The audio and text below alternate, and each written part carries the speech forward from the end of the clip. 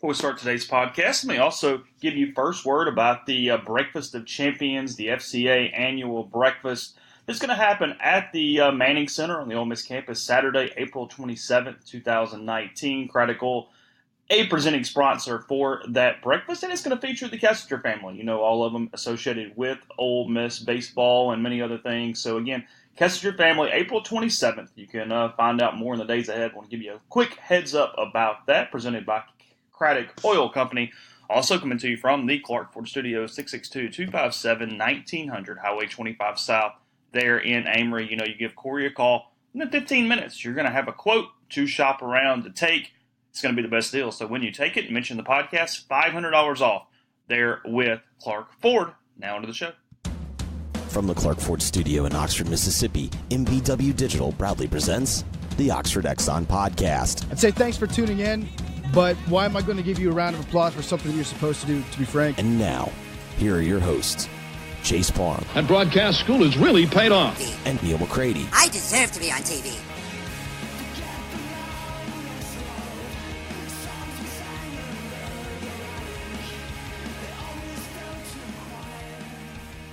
Welcome to this Wednesday edition of the Oxford Exxon Podcast. Chase Parham, Neal McCready, Clark Ford Studio. Good bit to talk about today as Ole Miss basketball falls in Columbia, South Carolina. Last night had a big early lead, fought back to make it a game, and then down the stretch the Gamecocks kind of dominated and put it away. So Ole Miss now 8-5 in the SEC, and they come home for the game of the week that truly does matter against Georgia on Saturday at the Pavilion, and then where we will probably lead off in a second. Sorry, my words are all jumbled today. I've been doing it all morning just in a conversation as well.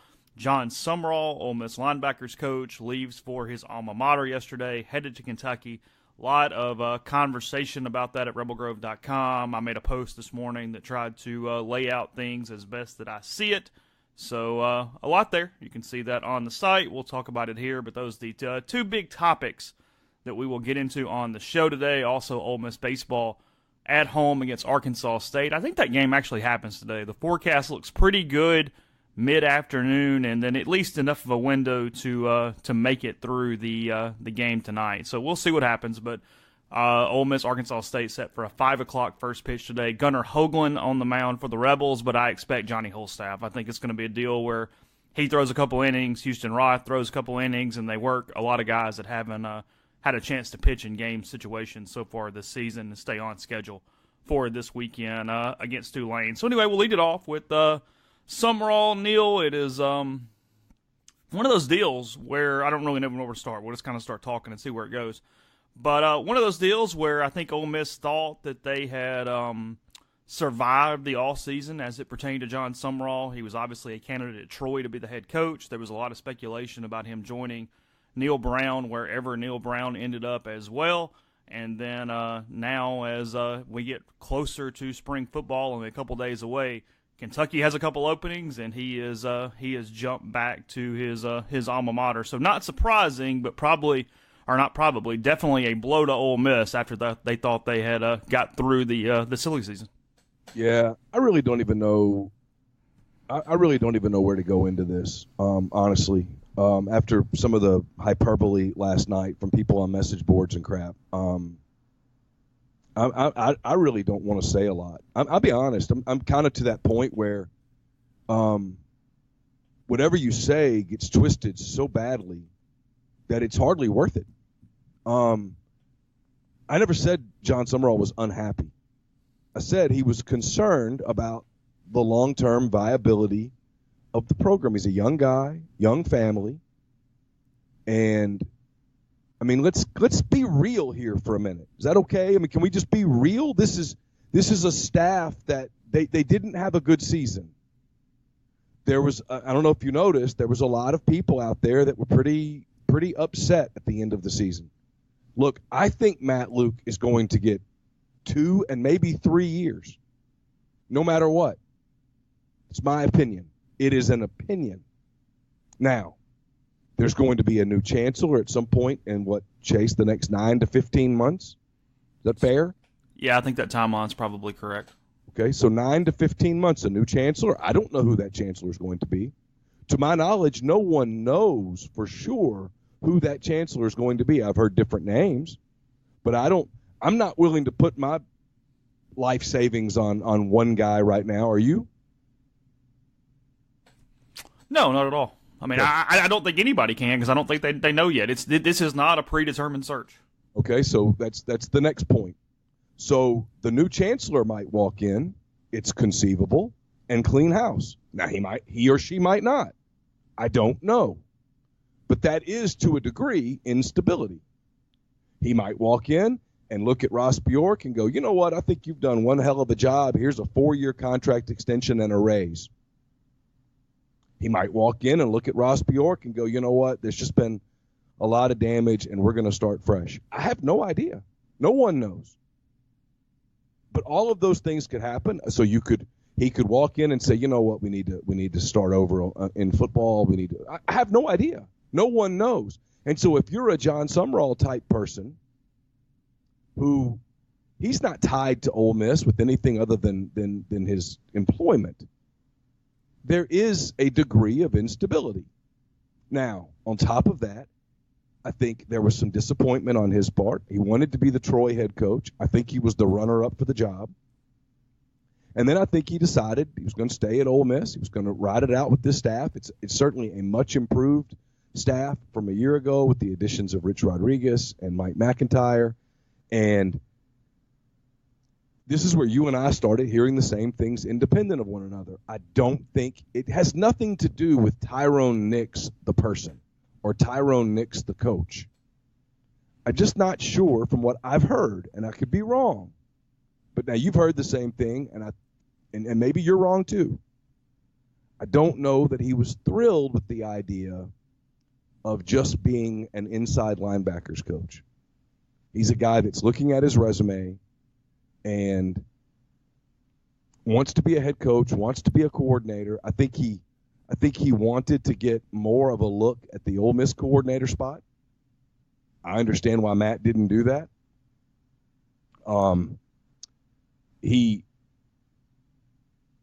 So unhappy's the wrong word. Just maybe a little bothered over the course of an offseason.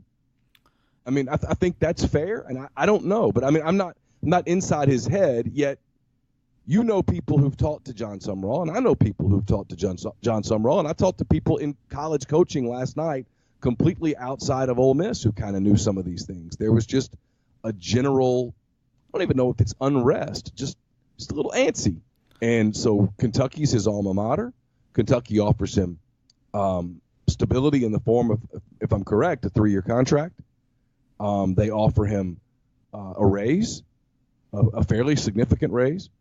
And it became a pretty easy job to jump to at that point. Yeah, it's a couple different things here. First off, yeah, we'll get into some of the minutia stuff in a second, as you kind of have, and we'll continue it and then kind of move on. But the alma mater, the additional money, there was a raise, and now look, I think Ole Miss would have matched that. I don't think that was the deciding factor. I'm just saying in general, there was a raise involved, and then there was, in his mind, and that's really all that matters. That's you and I haven't shared exactly the same frustrations, but we haven't really talked about it either. My biggest frustration from trying to convey message over the last 12 to 15 hours was simply that it doesn't matter what's true or not true. We always talk about perception and reality. If Jon Sumrall perceived Kentucky to be a more stable position, that is all that matters. It doesn't matter if it is or isn't, or if it's the Easter Bunny. So, but let me interrupt real quick for just a moment. This is the part where people struggle. Kentucky right now today, by any metric that you would use, is more stable than Ole Miss. But that's irrelevant, though. I mean, if you do or don't, if Jon Sumrall believes so, then okay, great. That's it. He's making the decision. That's absolutely true. But when the people come back with this rhetoric of how could you leave Ole Miss for Kentucky, Kentucky just went to a New Year's Day bowl game. I mean, Stoops is not on any degree of a hot seat. There's not that Matt is, but again, there is the uncertainty at Ole Miss because there's going to be a new chancellor. And no one knows what that chancellor will or won't do when he or she walks into the building. Go ahead. I'm sorry for interrupting. No, you're fine. So those are the major things. That is what led to this. A lot of the other stuff is, frankly, it's been our attempt at solid reporting because we try to give you the full picture. But the other stuff is simply secondary catalyst stuff that did not create the decision. So anybody, it's kind of like you back with you with hyperbole. No, nothing to do with any other hire caused Jon Sumrall to take the Kentucky job. No issue with the defensive coordinator search caused Jon Sumrall to take the job. Ole Miss did not make him a promise it didn't keep. As far as I'm aware of, Ole Miss did exactly what they told Jon Sumrall they were going to do. They just gave him a new contract. I don't know if it ever became official or not, but he was given a raise and a larger deal from a term length standpoint like a couple weeks ago. So they were trying to take care of Jon Sumrall from that matter. So, that's what a lot of this is, this is still scar tissue, just kind of with Ole Miss fans in general. There's such a quickness to blame somebody. And I just don't really think there's blame to go around right here. I think it's just a situation that happened. It's an unfortunate situation for Ole Miss given timing, given who it is involved, with it obviously being one of Ole Miss's best recruiters. And I wrote this too. It's hard to say what exactly this means till you see who the replacement is. I don't know how much they mitigate this problem. I don't know if they mitigated it all, mitigated it fully. I don't know. So until we see that, we don't have a full answer. And then B, you said it. You used the right word, whether it's antsy or concern. He just kind of had some stuff going on. And with all of that, until yesterday or until last week or whenever, still thought Ole Miss was the best fit for him. I kind of wrote this in another thing this morning in addition to the longer post I made. It's not all or nothing. I feel like we use this phrase constantly because there's so much gray area with so many things we cover in life in general. Is he can have an eye to other places, see what's out there, just in the general sense, while not being, hey, I've got to get out of here, I've got to go jump to another job no matter what it is. Those are not the same thing. Those are not mutual to one another. So that's the deal. He probably was kind of curious, probably waiting on certain opportunities if they arose, but he wasn't unhappy at Ole Miss. He was fine at Ole Miss. He was being compensated well at Ole Miss. He has financial security at Ole Miss had he chose to stay, and his family really, really, really likes it here. That was the other part of this is, we always talk about this. They're not robots. He has wife and kids that are very settled in Oxford with a social circle. That is a powerful thing. That is not something, especially in a nomadic profession like coaching, to just flippantly pick up and move. So it took the right situation to pry him from Ole Miss, and Kentucky presented that yesterday for him. It's the reason he didn't go to Morgantown. Yeah. Frankly, from everything we've heard, and I'm going to push back on the criticism we got yesterday, and I really, if I upset some people here, if your ears burn, so be it. Why don't you report that there's some antsiness? Seriously? Just out of the blue? Hey, Jon Sumrall been a little antsy this offseason. We report that in January? And then they lose a recruit? Are you kidding? Of course, lots of people. Chase just put it exactly right. Lots of people have general antsiness. There's lots of people that are relatively happy in their job, but keep an eye open, that look around. Lots of people. Most people. And then their family concerns that come up. I'll take me, for example. If I moved today, there's a 16-year-old, soon-to-be 16-year-old kid in my house that would hate me. If I moved in 2 years, she'd be fine. Life's different. These are not, as you said, these are not robots. No, these are human beings. These are families. These are people, and there's more to their lives than football. Much more to their lives than football. Much more. Football's a job. It's a passion. They love it. It's a career. But it's not their entire existence. It's not anything close to their entire existence. And so there were moving pieces here. And to my understanding, and I wouldn't know her if she walked into the door right now, but it's my understanding that Jon Sumrall's wife really, really, really liked Oxford to the point that it was one of the factors in his decision to not go to West Virginia.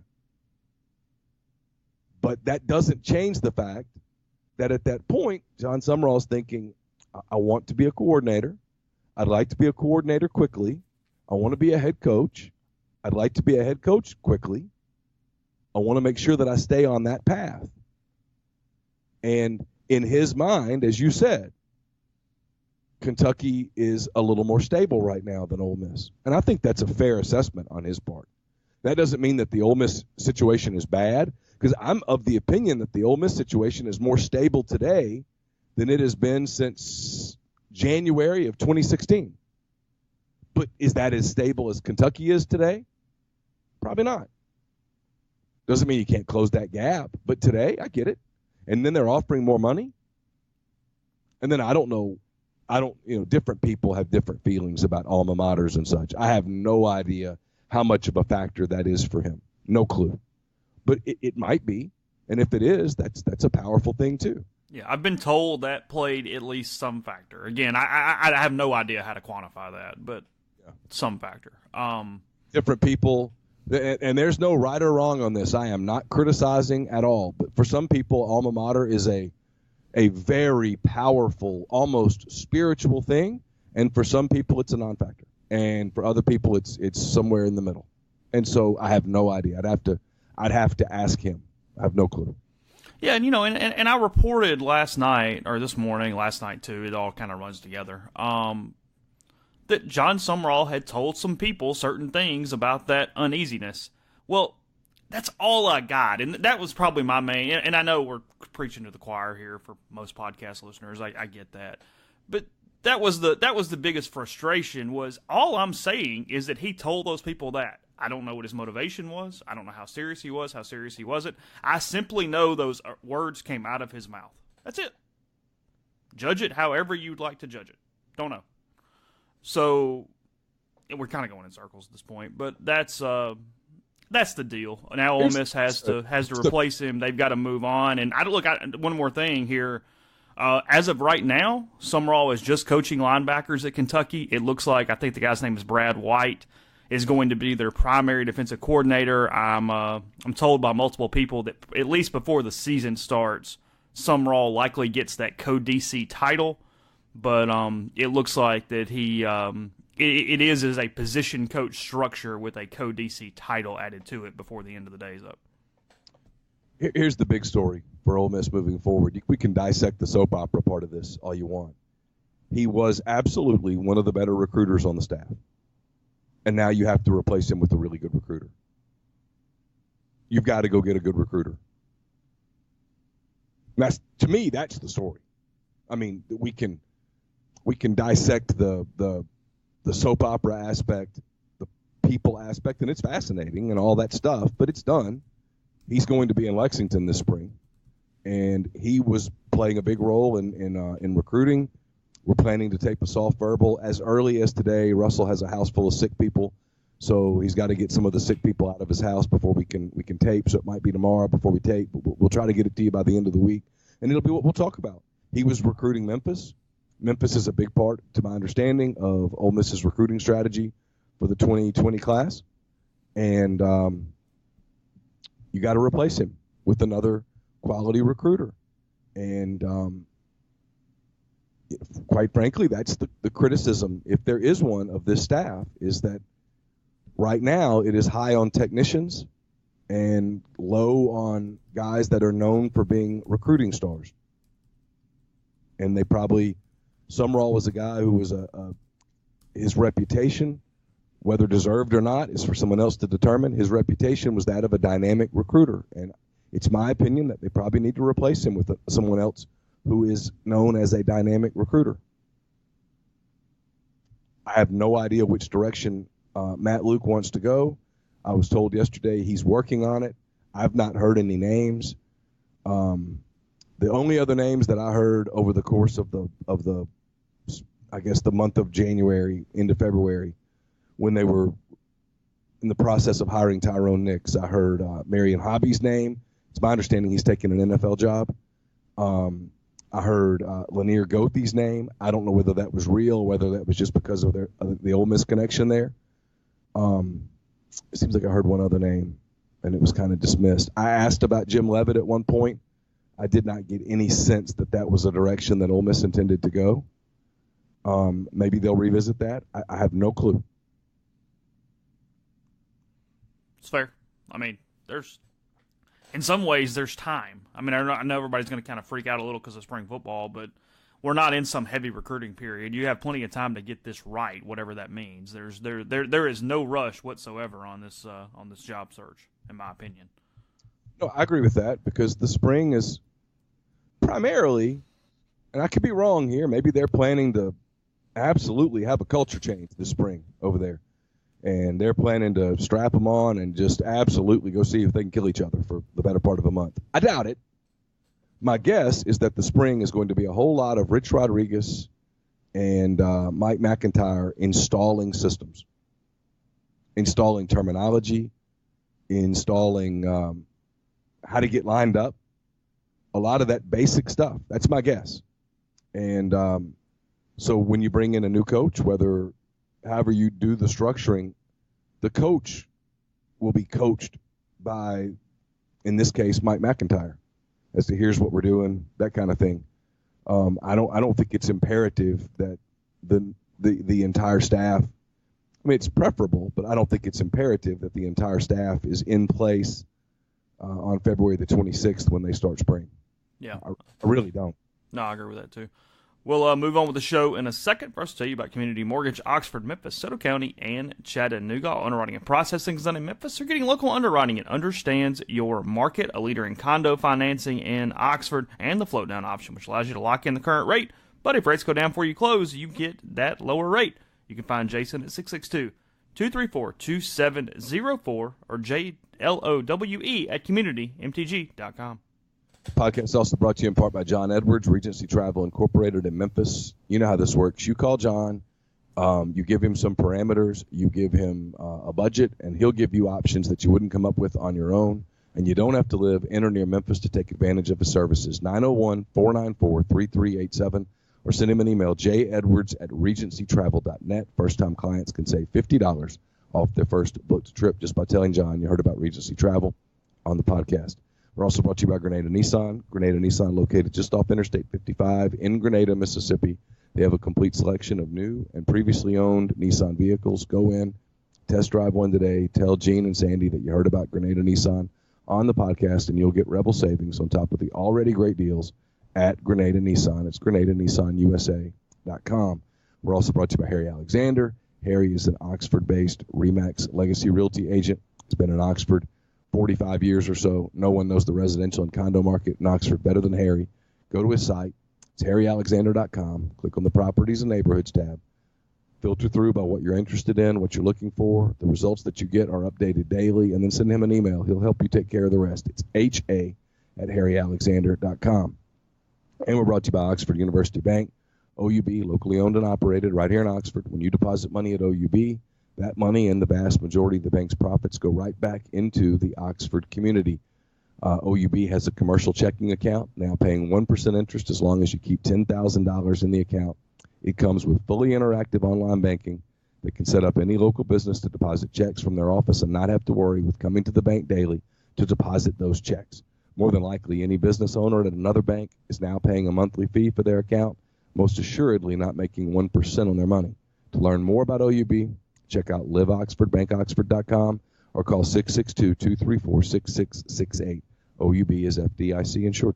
Podcast also brought to you by Blow Dry Bar Oxford, 662-638-3310, 1801 Jackson Avenue, 10 to 6, Tuesday to Friday, 10 to 3 on Saturdays. If you're coming into town this weekend, take advantage of that. You can also go in and get a gift card for the lady in your life. Mention rebelgrove.com and get a discount in the process. A lot of things from the ever popular blowout all the way through to keratin treatments, different makeup deals, spray tans, and more there at Blow Dry Bar Oxford. And I'll tell you again, it is 662-638-3310 to find out more. They were the 2018 Best New Business in Oxford. So, let's jump to basketball. Last night, Ole Miss gets a huge early lead.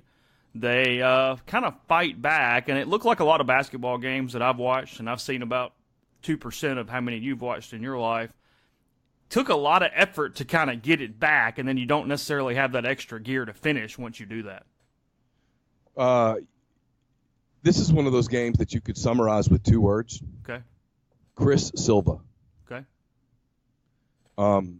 That probably isn't the best podcast, so I'll elaborate. Ole Miss got off to a great start. Probably did not take full advantage of that start, in large part because in the midst of that start, they started accumulating foul trouble guarding Silva. Up 13-2, missed an open 3 that would have made it 16-2, but they were accumulating foul trouble. That foul trouble led to major problems late in the first half. Carolina built an 8-point lead. Ole Miss got Silva in some foul trouble. Frank Martin sat him for a little while, and Ole Miss clawed back into the game and made it 61-61 with a little over 6 to go. And from that point, South Carolina won the game 18-3. Silva back in the game, Ole Miss unable to guard Silva, and South Carolina, to its credit, running the offense through Silva, getting open looks, taking advantage of defensive breakdowns, and making shots. Ole Miss, on the other hand, in the final 6 minutes, a lot of bad possessions, a lot of very questionable shot selection, and very poor post defense. Just poor. No other word for it. Lazy a little bit, frankly, and poor. It was not a good effort in the post against Silva. He only went for 18-4, but he was a factor. They ran their offense through him, and he's a very good player, really is. And he just beat Olenichik. He beat Stevens. Buffin went down with an ankle injury. I don't know an update on that. And so that's what happened. At the end of the day, as I said in my observations last night, it's not the end of the world. Carolina is their net's not great, but it's getting better. They're really good. They haven't lost. They've only lost 4 SEC games, and it's twice to Tennessee, who's pretty good. It's once to Kentucky, who's okay, and it's once to LSU, who's okay. I'm being a little facetious. Carolina's good, and they're young guards, a very talented center, and they're shooting the lights out. They made 9 threes last night. Ole Miss only made 5. Ole Miss did not shoot well. It's just one of those days. But the key thing for Ole Miss moving forward, and we'll go back and talk about the game, but the key thing for Ole Miss moving forward is beat Georgia at home on Saturday. The bubble is very soft. I'm more and more convinced that 10-8 in the league will get Ole Miss into the tournament. Alabama had a devastating loss last night to Texas A&M. The key thing for Ole Miss is win the games you're supposed to win. And on paper, quite frankly, I'm not convinced the one last night was one they're supposed to win. Beat Georgia at home, either win in Arkansas or in Missouri, take a shot at Tennessee and Kentucky, and on that Thursday in Nashville, if you draw one of the bottom 4 teams, don't lose. And you're going to be fine. And if this team makes the NCAA tournament, it is beyond a shadow of a doubt, whether they go to the Final 4 or lose by 20 in the first round, it is a stunningly successful season, and that's not spin. This is not a deep team. This team lacks consistent post presence and has all season. And on nights like last night, when it really shows up, it's too much to overcome. Yeah, you and I yesterday, or you with me leading you into that direction, we mentioned different stats and different things, and you kind of picked out 2. And I'll go through those here. It also told the game, in addition to Chris Silva, as you mentioned, South Carolina has been red hot from 3 throughout the SEC season. Last night, 47.4% from 3, 9 of 19, as opposed to 21% for Ole Miss, 5 of 23, and then rebounding. Ole Miss getting out-rebounded on the boards, a total of, Ole Miss had 38, Carolina had 46, and maybe even the bigger number to me, Carolina got 16 offensive rebounds last night. Yeah, and so it leads to second chance points. It leads to longer possessions. It limits your possessions. Carolina just crushed Ole Miss in transition in the first half on some rebounds and things of that nature, and that's the stuff that Ole Miss can't overcome, and Kermit talks about it. And I mean, there was a lot of like officiating stuff and all that. I didn't think that's what it was about. I thought one team played a much tougher game than the other team, and Ole Miss got back in it and had a shot, and that's all you can really ask for on the road. But you can't play the last 6 minutes like they played. They've been closing out games pretty well. They did not close that one out last night, and give a lot of credit to Carolina. They're 9-4 in the league, and they're beating the teams that they're supposed to beat. And that's 2 games in a row now, A&M and Ole Miss, where the game was in doubt with 5 minutes to go, and they dominated the last 5 minutes. Buffin played 17 minutes last night before he injured that ankle. He got 7 defensive rebounds last night, 8 total.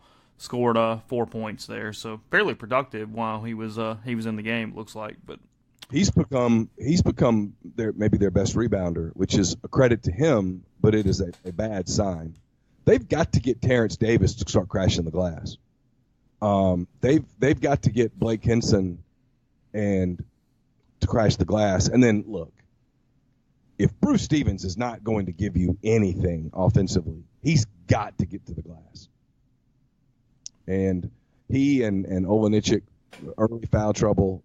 It was a lot to overcome. I mean, that game, it was a weird deal. Ole Miss was up 13-2, and I was thinking they're in trouble because of all the fouls, just fouls and fouls and fouls. And it's footwork, it's motor, I don't know. I would imagine that's a film that when Kermit Davis watched it last night or early this morning, he probably wanted to break some stuff. Did Georgia play last night or are they tonight? That's a good question. I'm pulling it up. I think Georgia plays tonight, but I could be wrong. I know Tennessee beat Vanderbilt last night. Alabama lost to A&M. South Carolina beat Ole Miss, and it seems like there was one other game. Kentucky kind of just waddled past Missouri last night. Oh, yeah, that's the other one. So Georgia plays tonight. They do. They are in Athens at Stegman tonight against the Mississippi State Bulldogs. Yeah. Arkansas at Auburn, State at Georgia, Florida at LSU. Florida at LSU is a big game. Tennessee looked like crap against Vanderbilt last night. Vanderbilt covered easily against the Volunteers. Yeah, Tennessee might be hitting a little different stretch right now. I'm going to tell you, I think, and I could be wrong, I think that's going to be an opportunity for Ole Miss. If I told you they got one, you would think Tennessee instead of Kentucky? That's me. Now, Dortch told me, and you think I know basketball. I don't know anything about basketball compared to Chris. He thinks Kentucky's a more gettable game for Ole Miss. I'm just not sure that Ole Miss can match Kentucky's athleticism. What Ole Miss has to do against a team like Tennessee is they've got to match their toughness. And that's where Kermit has been challenging his team. Match their toughness. They matched it at Auburn. They matched it at Georgia. But they didn't match it last night. And not many people do, in fairness. Frank Martin's teams have a reputation. They play tough. They're physical. And they are relentless. And Ole Miss didn't handle that particularly well at times last night. But look, man, beat Georgia. You're 9-5 with 4 games to go.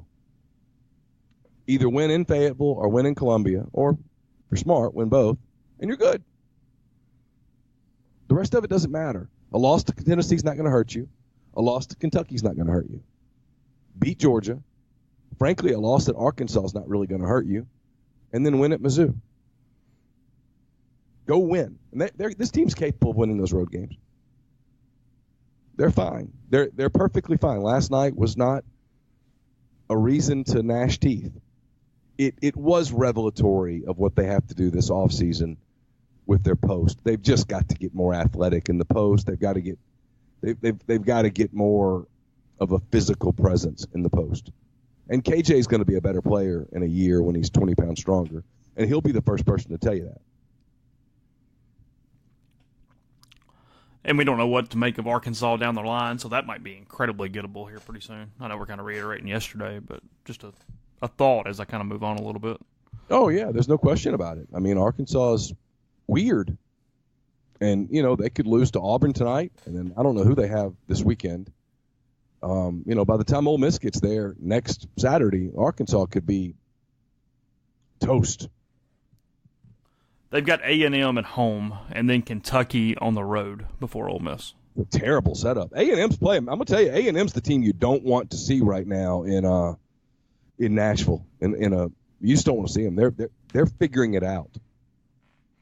Yeah, Arkansas again at Auburn, and then A&M at home, at Kentucky, Ole Miss at home, on that stretch. Yeah, that could go south. You could go 0-4. Oh, you certainly could. You probably go in 1-3. Yeah, and then they close at Vanderbilt and then at home against Alabama. And that game in Fayetteville's a noon game. Doubt there'll be a massive crowd. That's when you could go steal. And if you beat Georgia, beat Arkansas, beat Missouri, guys, you're all good. Win 2 of those 3 and you're all good. I'm convinced of it. And listening to Lenardi last night on the podcast, on the broadcast, I think he feels the same way. So we've had a regression back to the early part of the century when all the Power 5 teams just got in. Yeah, I mean, Andy Kennedy is right now probably he's. It's a good thing he's bald, otherwise he'd be pulling his hair out because he had some teams that probably would have gotten in with the current system. Now, his teams might not have won as many league games as they did because he took advantage of a weak league.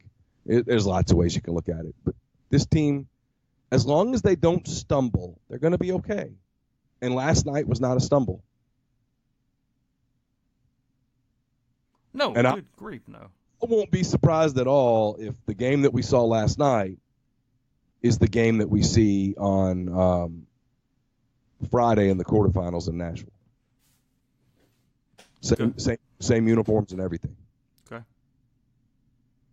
And if it is, Ole Miss knows you can beat them. You can beat them, but you have to do better against Silva. And it's Olenichik and Stevens and look, when you get in the tournament, you're going to play teams with good posts. And if you can't match them a little bit in the post, you're just not going to win. And this team's done it at times, and they've not done it at times. And last night they didn't, and that won't work. Your observations are up at rebelgrove.com. Getting some comments this morning, so everybody can check that out at their leisure. On the message board, the Gamecock Central was kind enough to send us Kermit's press conference. It's on the message board. I've got it linked. If you want to watch Kermit talk last night, it's there. That's helpful too. That too. All right, we'll move on in 1 second. First, I'll tell you about Mastercuts Lawn and Landscape, mastercutslawn.com. Give them a call at 662-607-7773. Also, you can email them at info@gomastercuts.com about just getting that free quote to see how they can help you out in 2019 from regular maintenance with mowing and weed eating and edging, or maybe your flower beds, landscaping, building some structure in your yard, including custom playgrounds, fences, decks, and more. Again, mastercutslawn.com, 662-607-7773. The Ole Miss women's hoops team back in the pavilion on Thursday for a matchup with Mississippi State. Join at 6 p.m. for free food in the Pavilion Club. Tip-off set for 7. For tickets, visit OleMissTix.com. Join the Rebels at Swayze on, I think it's tonight, Chase, at 5. Is that right? 5 o'clock tonight, yes. Tickets can be purchased by visiting OleMissTix.com. It's Arkansas State, the game rescheduled from yesterday. The Ole Miss men, as we mentioned, they return to the Pavilion on Saturday, February the 23rd. They take on Georgia. 2:30 p.m. Tickets remain. Can be purchased at OleMissTix.com. Guests will join us this week on the Patterson and Earhart hotline. Patterson and Earhart, attorneys at law. They specialize in personal injury law, real estate law, but theirs is a general practice that can handle any of your legal needs. When you contact Patterson and Earhart, you speak to one of the partners in the firm, excuse me, and that's who will handle your case. Not some paralegal at a faceless corporate firm. If Patterson and Earhart can't help you, they'll refer you to someone who can. John Calvin Patterson and Wes Earhart are Ole Miss guys. They're local guys, and when you call them, you're going to get one of them on the phone within the same day, guaranteed. So whether you've been injured in a car wreck or have other legal issues, give them a call, 662-526-1992, or check out their website, pelaws.com. Your initial consultation is free. If you're coming to Oxford to watch Rebel Hoops at the Pavilion, or you're coming up for double-decker, softball, baseball, whatever the case may be, or if you're looking for a place that would be a perfect home base for the Ole Miss football season, check out Home 2 Suites in Oxford. It's just off the Old Taylor Road exit, mile from campus, 662-238-3400. Again, 662-238-3400. And warm weather is on the horizon, and with it comes the inevitable debate of sock or no sock with your loafers. So save your feet and your shoes from making their own impression and step into spring with some no-shows from Dead Soxy. You really need to experience the difference a quality sock makes. Go to deadsoxy.com, enter the code RebelGrove at checkout to receive 30% off all orders, including sale items. These no-show socks are the same quality you already love and enjoy with their traditional dress socks. So again, and they come with the no-slip guarantee. So go to deadsoxy.com, check out their no-show collection, and remember to enter promo code RebelGrove at checkout for 30% off all orders. Podcast was brought to you by Scripted Jewelry, scriptedjewelry.com. Go to the website, see all the different ways they can help you out with that special gift coming up. Everything from bracelets to necklaces, and you put your special message on that gift with Scripted Jewelry. And when you check out, you'll save some money in the process. Rebels 10, REBELS 10. There in the sign up page the checkout page, and they will take care of you. They got great turnaround times, huge selection, and even show you what people have purchased recently to give you some ideas. Again, it is scriptedjewelry.com. Did you end up reading the Donahue story? I did. I read it. What do you think? I think he impacted games. No question about it. I saw where ESPN had done a study, and it was like 6,600 to 1 that he would the odds that another official would have made those calls, all of those calls. Well, I mean, he's admitted it. We know he did that, but isn't that study a little weird though? Because wouldn't over that length of time, any two officials have a huge difference in hitting that number 100%? You know what I mean? Yeah, it's a little bit of a flawed study. Probably a little bit, but I don't think there's any question that it impacted games. It impacted lines. It impacted who won a game. They went back and showed some of the calls. Some of the calls are pretty shaky. Like I'm frankly a little surprised that the league didn't notice the discrepancies, and I'm surprised that the league was not more dialed into some of the movement on lines, money that was being put on games. There was a pattern that was quickly establishing, to the point that some of the people that were involved in the scam were concerned that it was becoming too obvious. The most interesting thing to me, and I mean, obviously I kind of remembered it when it happened. It wasn't like it was that long ago, 10 years-ish, when it finally came out all the way, 12 years, I guess. It surprises me a little, though, that basketball so quickly was able to move away from it, and that it didn't become this big boil on the side of their neck. Yeah, I don't really remember it, what happened exactly, but they were able to kind of close the case quickly and move on from it. Got rid of him. They isolated him, blamed it on him, and moved on quickly. It's a league that has always been pretty good at PR, and probably just an example of just able to get past it quickly. I don't remember the exact time frame of when it happened. Just sometimes, the news cycles, man, it's been getting this way for a long time, and it was back that way then too. The news cycle is just so quick now. It's hard for anything to stay in the news. See this from ESPN. While obviously we're talking about coaches at Ole Miss, do you see where former Minnesota coach Jerry Keel's going after PJ Fleck? No, I did not see that. So yesterday, this is coming from Adam Rittenberg on ESPN, former Minnesota football coach Jerry Keel, no fan of the man currently leading the Golden Gophers program. Keel, who recently was named permanent athletic director at Southern Illinois, criticized Minnesota coach P.J. Fleck during an interview Tuesday with SiriusXM's College Big Ten Today. Keel didn't like the way Fleck handled the transition after taking over the Minnesota program from Tracy Claeys, a longtime Keel assistant. Sometimes ego gets carried away, he told program host A.J. Hawk and Matt Schick when he went into Minnesota and treated people the way he treated my guys, telling them he had to go in and completely change the culture and that it was a bad culture and bad people. he made it sound like we didn't know what we were doing. I took it personal. You don't treat people who have helped your career, and you don't talk to them once you get the job. Pretty standard there for a new coach to come in, blame it on the old guy. It's kind of politics and coaching, the two areas there. But Keel pretty well liked in Minnesota circles. That's it's interesting to me, at least, that those two guys who are well liked, kind of loved by Minnesota. Fleck's doing a pretty good job so far. Weird that those two would run into each other like this, in my opinion. But anyway, a little bit. And as you mentioned, Jerry Keel's really well thought of in the coaching business. People really like the guy, and I don't know that it's the same with Fleck. No, I don't think Fleck has a real high Q rating just in the community as a human. Good coach though. But yeah. So I don't know. Anyway, Fleck wasn't immediately available for comment. I have a feeling he's still not going to be available for comment. Just a hunch. Some reporter's going to get yelled at for asking a follow-up question on something that there's going to be. You know what's coming. What's coming is someone at Minnesota and in SID is going to say Coach Fleck's not going to talk about this today. He'll only talk about football. And some reporter is going to say, well, I have to ask.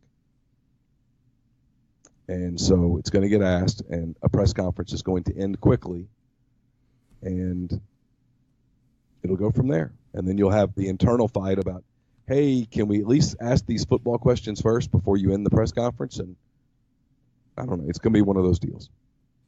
Those are fun. I like those. Baseball news yesterday. Manny Machado signing the signing the largest basically contract in North American history or whatever, $300 million, 10 years. The Padres could be hell in like 2021. It does kind of kill the collusion talk. I mean, Manny Machado got $300 million. Most people think Bryce Harper's going to get $326. If that happens, it's hard to say that there's collusion. I mean, that's just the truth. I want to be on the player's side on this, but the analytics are what they are. And I saw where Jeff Samardzija, who former Cub, pitches for the Giants. I think it's safe to say that Jeff Samardzija is not the smartest guy in Major League Baseball. He said that when Bruce Bochy is gone after he retires at the end of the year, that it'll just be a bunch of robots, basically implying that the game is all analytics. And I think that's a stupid comment for Samardzija. But what has happened in all of these front offices is that they all have their computer systems, and they all run them. And the computer systems tell them, usually pretty accurately, what they're going to get out of a certain player. And then they put a valuation on that player. And in the past, players got paid for what they had achieved earlier in their career. Players got rewarded in their 30s for what they did in their 20s. And now the organizations analytically are colder, and they no longer do that. They no longer put much of a valuation on intangibles. Nope, they look at your ground ball rate, your all your numbers, your WAR, all that stuff. What are you worth? And they offer you a contract based on that. And it's why there's a whole bunch of guys in Major League Baseball that are holding out for massive contracts, and they're not going to get them because no organization values them. And it's not collusion, in my opinion. And collusion's a sexy story and would be a fascinating thing, but it's not collusion when all of these organizations are hiring the same kind of people and they're running the same kind of programs that are spitting out the same kind of numbers, which equals the same kind of valuations, and the Dallas Keuchels of the world aren't getting the deals that they want. Craig Kimbrell's not getting the deal that he wants. He wants a 6-year contract, and all the computer programs tell them that, well, in 6 years, when he's 38 years old, he's not going to be worth $25 million. So they're not giving him the money. Should something change salary-wise then, where they do something different from the way the whole deal is structured to be able to get guys larger contracts earlier in their careers? Yeah, that's what the players' union should fight for in the new deal. But the players' union should be mad at the players' union representatives who agreed to this deal the last time out. No one, to my knowledge, put a gun to their head and said, sign it. I mean, I hate it for some of the young players. They should fight for less arbitration years, be able to get into free agency earlier in their careers. And I think if they did, teams would pay. I mean, God only knows what Mike Trout would get on the free agent market today. $600 million? But he's not, you know, and now some of the clubs are smart and they're going to these guys like they did with Aaron Nola with Philly the other day, and hey, we'll buy out a couple of your arbitration years and let you get some security up front, and in return we save some on the back end. And I think you see more and more of that. It's like listen, the list of teams that would probably pay $45 million a year for Bryce Harper on a 3-year deal, probably 10 teams. Mm-hmm. But like the Yankees are concerned, and the Yankees could DH Harper, but the Yankees are concerned with Harper's defensive metrics. What is he going to be at 31? Is he going to be a serviceable outfielder? There's a lot of teams that I think would give a lot of these guys hefty 2-year deals, but they want 7 and 8 and 9 and 10-year deals. Machado got a 10-year deal with an opt-out after 5 years. And so, you know, we'll see what happens. I mean, good for him. He had other offers on the table. So I don't know that there's as much collusion as its teams are just being smarter with their money.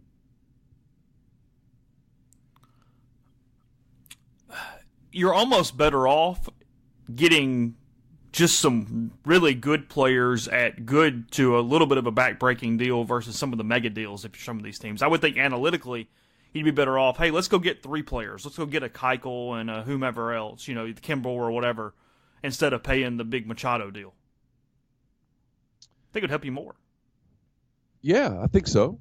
I mean, just, you know, look here's the I guess thing my point is you could really go bottom up instead of top down. Like, this has become almost like quarterback recruiting where you wait on the first guy to go, then the second guy, then the third guy for the market to set. But in some ways, it would make more sense to go bottom up. The question that you have for some of these teams, for San Diego, for example, what does Manny Machado mean to you from a marketing standpoint? What does he mean? You now have a player on your roster, and they have a very young farm system, very good young farm system. You now have a player that you can really market. What does Bryce Harper mean to the Phillies or to the Giants or whoever from a marketing standpoint? How much money does that bring into you? A lot of these teams are starting to talk about their new TV deals.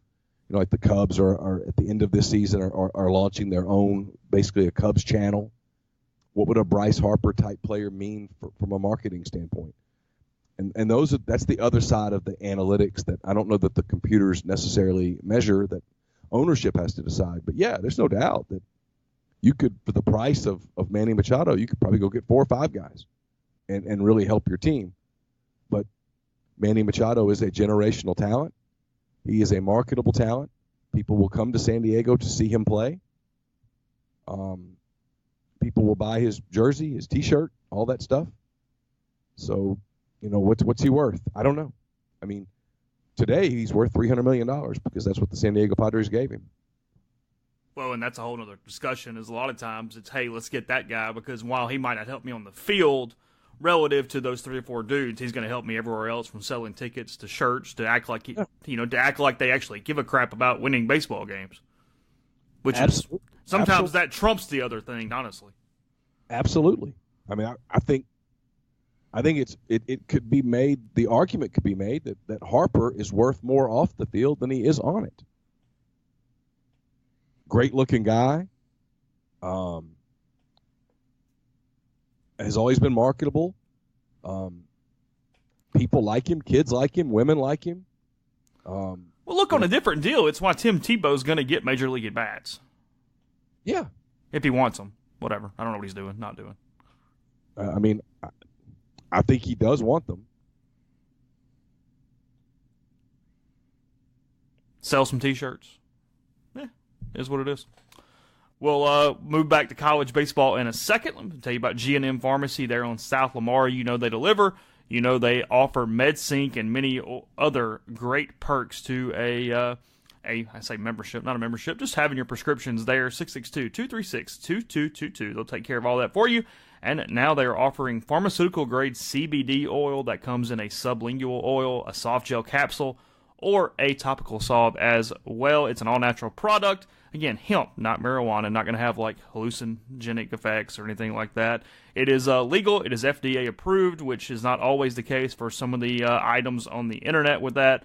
People and users have found it very helpful for many conditions, including depression, anxiety, pain, insomnia, and more. So you can find out more about that. 662-236-2222.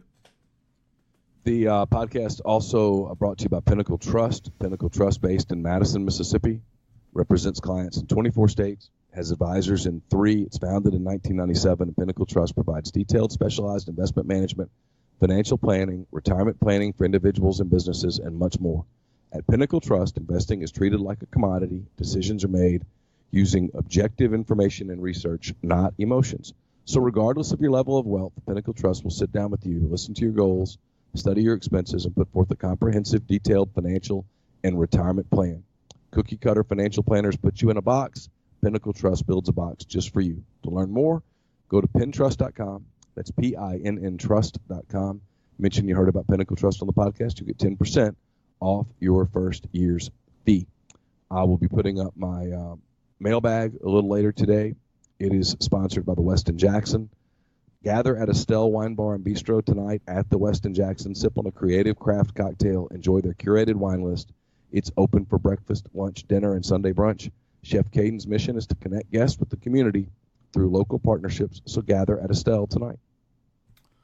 So, kind of back to college baseball in the last segment of the show today. Again, Ole Miss and Arkansas State tonight, 5 o'clock, as Neil's told you and I told you as well. And while, look, there is not a midweek, especially one still in the month of February on the calendar that is of major importance, tonight is, if nothing else, one of the more interesting midweek games you're going to get because Gunnar Hoagland's going to be on the mound to start, the first-round draft pick that turned down the Pirates. I think you're probably going to see Houston Roth off injury for the first time this season. You're probably going to see Doug Nikhazy, Parker Caracci for the first time this year as well. So I think they're just trying to get everything in order for the weekend. I don't think anybody's going to throw for a long time, but I do expect a lot of people to throw tonight, at least with my best guess. So Arkansas State will see a lot of arms that Ole Miss fans have been kind of waiting to see with Hoagland and Nikhazy, and then some of the former guys getting their first efforts of the year. I think Thomas Dillard very likely gets a catching start today. If not, he will soon, but this seems like a perfect time to get him in behind the plate and see what you have as well. So, again, as much as a midweek start can be, I think you've got an interesting game tonight against the Red Wolves, who are throwing a guy who hasn't thrown yet this season, and I'm not even going to bother looking him up. He will be what he is when Ole Miss gets to the plate tonight. So, sorry, no, not doing that.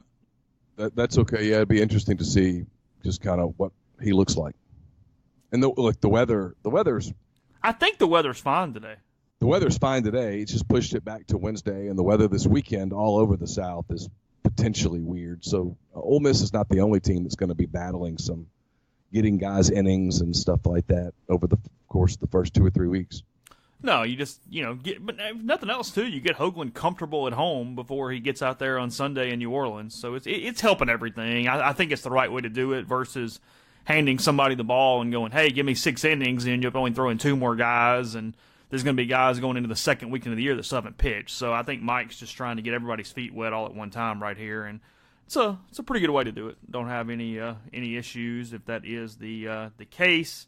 Just kind of looking around real quick to the rest of the league today, see if anybody's in some weather issues or anything else, or any games that make any kind of sense. Georgia and Kennesaw State had rescheduled some other rescheduling games today as well. And frankly, there's not a game of overly significant proportions from a midweek standpoint. North Florida did beat Missouri once over the weekend.